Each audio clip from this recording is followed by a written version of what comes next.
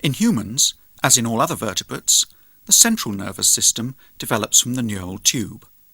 By about 25 days after conception, 3 prominent swellings have emerged from the head or rostral end of the neural tube. These eventually develop into the 3 major parts of the brain: the forebrain, midbrain, and hindbrain.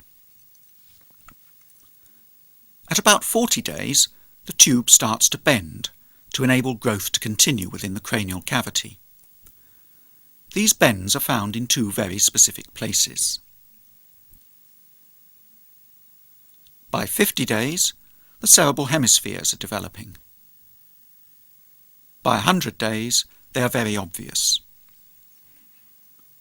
In the following months, the cerebral hemispheres expand enormously and cover most of the brain. The characteristic sulci and gyri are apparent by the 8th month.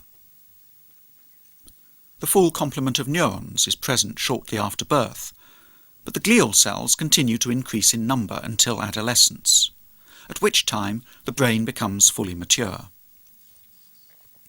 The structures of the forebrain, midbrain, and hindbrain can be revealed by taking a sagittal section through the brain.